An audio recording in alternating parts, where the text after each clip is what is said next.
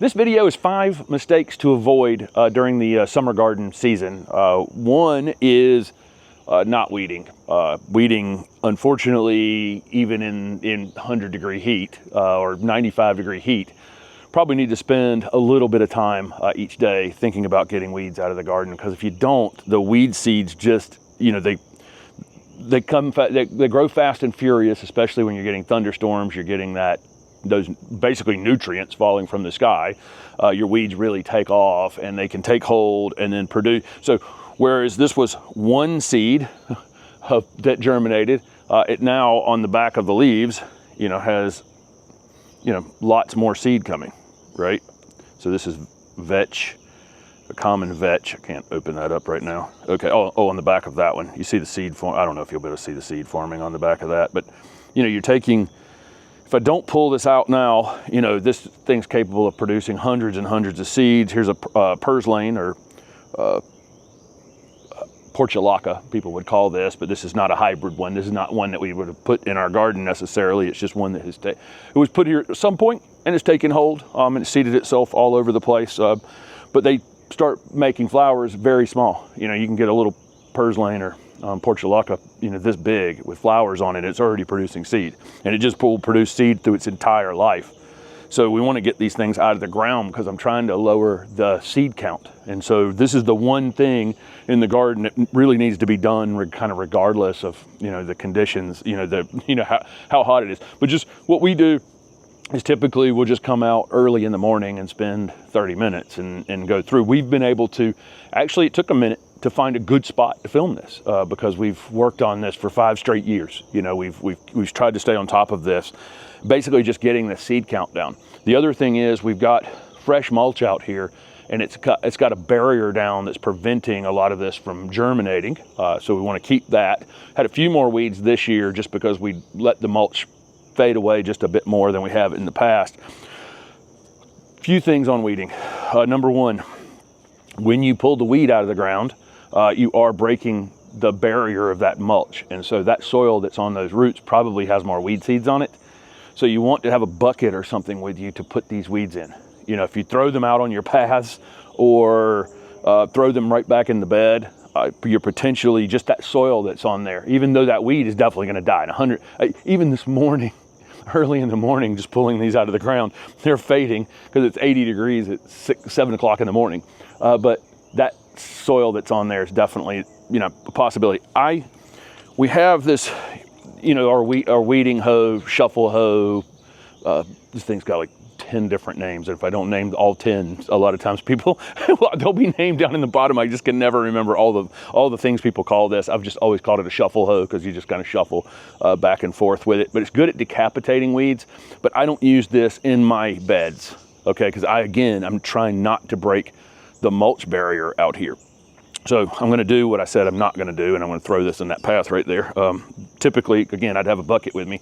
There's a couple more weeds in front of the, we're going to go through at some point and we'll do a weed identification video for summer weeds. I think we did it for fall one year. We haven't done it for summer. So again, but I need to keep this barrier as much as possible. It's one of the main reasons I don't like gardening with squirrels, because they come out here and break my mulch barrier nonstop. Almost certainly, it wouldn't surprise me that 50% of all the weeds in this garden are created by the squirrels out here digging and exposing soil, obviously, and then they're planting oaks and pecans and everything else. The place I will use the shuffle hoe, though, is in the vegetable garden back here, where I've got just compost. Okay, I don't have a mulch cap in the vegetable garden around the vegetables, so I will take this through here, and basically this tool you just drag back and forth and decapitate them. I would recommend you do this on a day when it's dry and hot.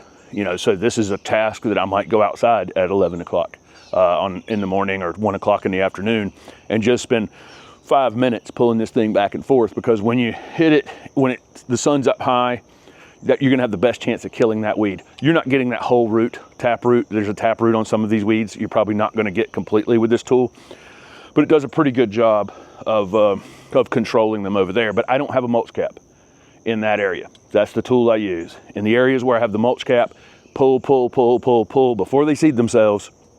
Try to maintain your mulch cap as much as possible. get the weeds down into the, get the weeds in a bucket, not throw them out on the path. We're shooting this next to the last day of June when we're shooting this video, and I definitely don't want to be fertilizing anything that's in the ground at this point. A lot of these shrubs and trees are actually going into a summer dormancy where it, you know, they still have their leaves, but they shut down. Conifers definitely will shut down. They do most of their growing in the kind of edge seasons in the spring and in the fall, and they'll just kind of hunker down in place during the middle of the summer. So I definitely don't want to be throwing fertilizer at those things. So if you go back on the channel for years and years now, I've shown a video sometime in late February, March, possibly as late as early April, fertilizing out here with an organic fertilizer on everything that was in the ground. The entire garden, including the vegetable garden. Vegetable garden has not been refertilized. You just saw it just then. It has not been refertilized. My tomatoes are 8 feet tall over there, 7 feet tall over there. So at some point though, if I see it slow down, maybe I would give those a little bit of fertilizer. So the exceptions would be container plants and annuals in the ground, including my vegetable garden, and hanging baskets. So those would be the things that I might readdress with fertilizer. I don't want to do those in the extreme heat. And I put up a video on gardening in extreme heat a week or so ago, and I kind of said in that video, hey, while it's 101 degrees, don't do any of the fertilizing that you might do this time of year. But now we're kind of past that. We're back in kind of our normal summer temperatures, which is 92 degrees every afternoon with a possibility of a thunderstorm. It gets kind of cloudy, and it gets cloudy, and you get a little hopeful around 3 o'clock that you're going to get some rain that day. So if I'm seeing my container plants underperforming, or the annuals in the ground, or the vegetable garden, then this would be the time to fertilize. We would typically still fertilize with some sort of organic fertilizer. I'll leave that up to you. Don't want to be the police on any of that kind of stuff, but typically I've explained why we use organic fertilizer in this garden in the past. But so that would be the only things that I would fertilize, but don't do it necessarily if it's like 10 degrees above your normal summer temperatures at that time. Wait for them to back off a bit, become a little more normal, and then you can give those hungry summer feeders that we're trying to get flowers and foliage color and other things out of during the summer. I think the toughest thing in summer gardening is when to water. And those are the questions. For 40 years I've been in this business. Watering is the hardest thing to explain. It's one of those things you almost have to learn kind of on your own. Your soil is going to have an impact on that. You know, obviously the time of year, the various plants you have in your garden, everything is going to determine, you know, how much organic matter you've added over the years. All going to have impacts on when and how you're watering in the garden. But one mistake I would want to avoid during the summer is just watering because it's a certain time of day or a certain day of the week or whatever. Make sure you're actually checking the soil. If I pull back any of this bark in my paths here, inch down, I have water. But in the afternoon, I probably have a few things like this hydrangea, this big leaf hydrangea, wilting in the late afternoon. One solution that I have shown is I'll come over here and spray the top of the plant down in the middle of the day, create some, when water evaporates, it cools the air around it, and that cooling can help get a plant through the afternoon. But if I come over here though and check the soil before I water and realize there's water in the soil, but the plant's still wilting, that just means the sun's taking the water out of that plant faster, and the heat is taking the water out of that plant faster than it's capable of getting up to the top. What good is watering the soil actually going to do? Okay?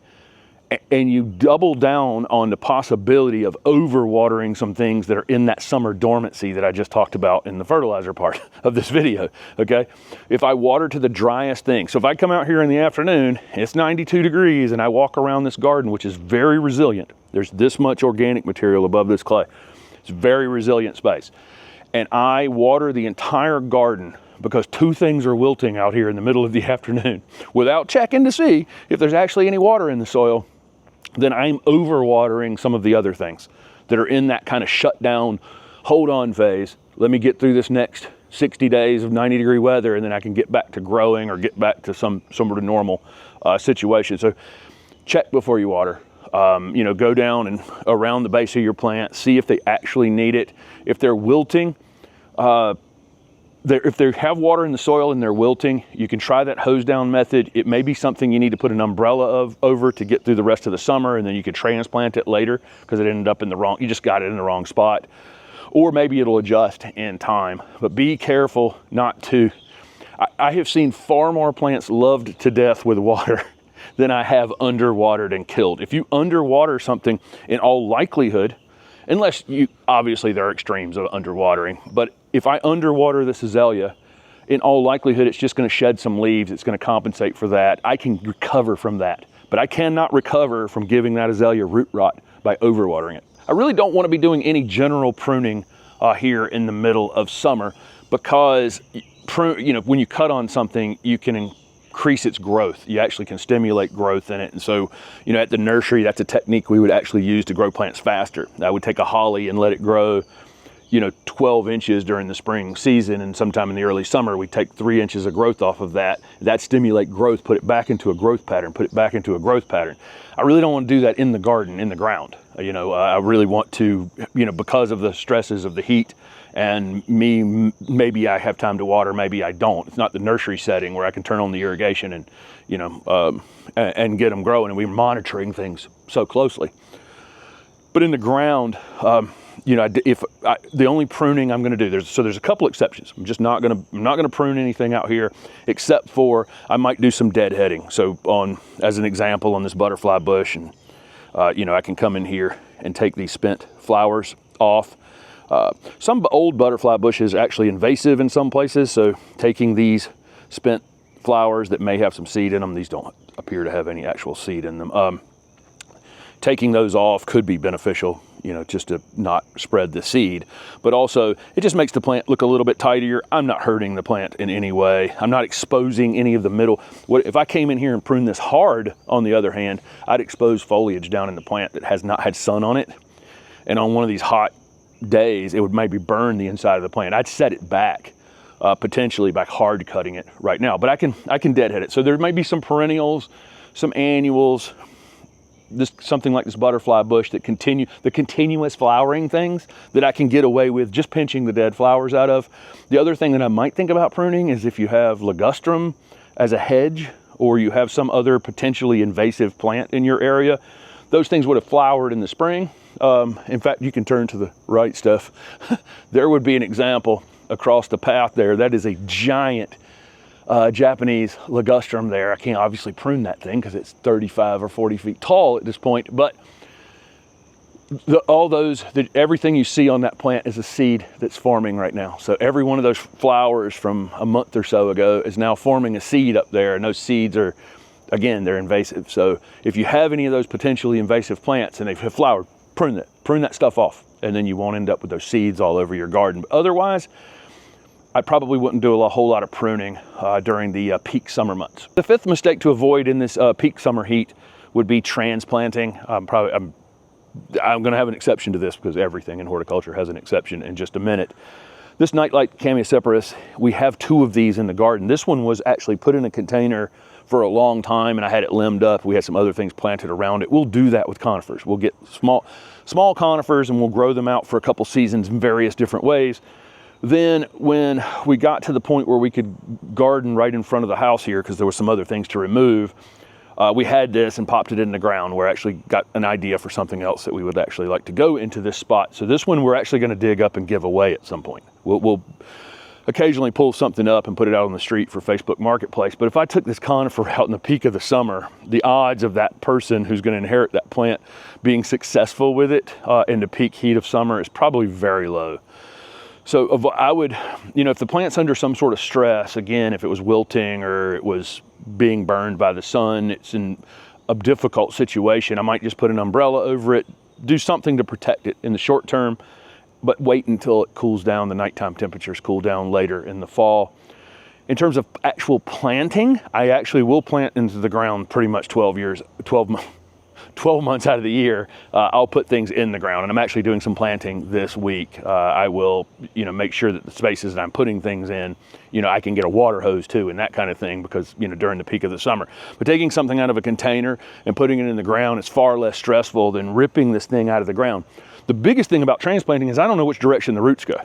So I could do all kind, you know, when you put something in the ground, it no longer goes by the rules of the pot, okay? In the pot, I know the roots are, I know where the roots are, right? When I put it in the ground, every one of the roots may have gone that way, that direction, or that direction. And so when you start taking it out of the ground, you're going to do some damage to it. It's just unpredictable how it's rooted into the ground there. And so that's one of the reasons that I'm not going to do any of that.